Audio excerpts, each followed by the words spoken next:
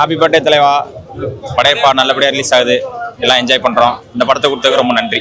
அவ்வளோதான். இந்த மாதிரி ஒரு படம் வந்து இனிமேல் வர்றதுக்கு வாய்ப்பே இல்லை. ஒரு peak commercial, father of commercial சினிமான்றதுக்கு இந்த படம் ஒரு எடுத்துக்காட்டாக இருக்கும். நிறைய பேர் சொல்லுவாங்க, நிறைய படம் சொல்லுவாங்க, ஆனால் அதுக்கு ஃபாதர் வந்து படையப்பா தான்.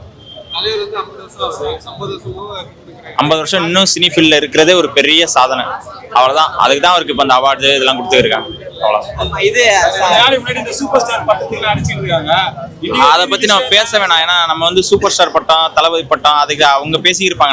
நாங்க ரஜினி ஃபேன், நாங்க வந்து ஜெனியூனா இருப்போம். அது அவங்க பேசிட்டு போட்டோம். யார் என்ன சொன்னா கூட ஒரு ரூட் அவர் போயிட்டே இருப்பார். அவ்வளவுதான். படையப்பா இல்ல, நான் படையப்பா ரிலீஸ் ஆனப்ப நான் பிறக்க கூட இல்லை. நான் 2K கிட்ஸ். நான் 2002. என் ஃப்ரெண்ட் எல்லாம் நாங்கெல்லாம் 2002. இதான் ஃபர்ஸ்ட் டைம்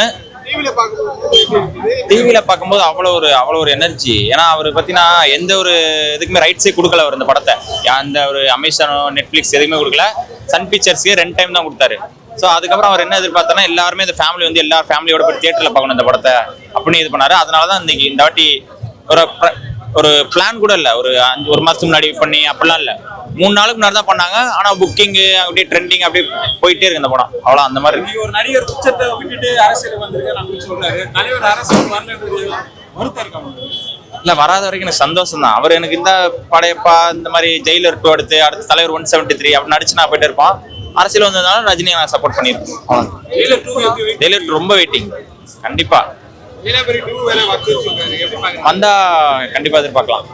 அதே கதைக்கலாம், அதே மாதிரி ஸ்டோரி இருந்துச்சுன்னா பெர்ஃபெக்டா நல்லா இருக்கும்.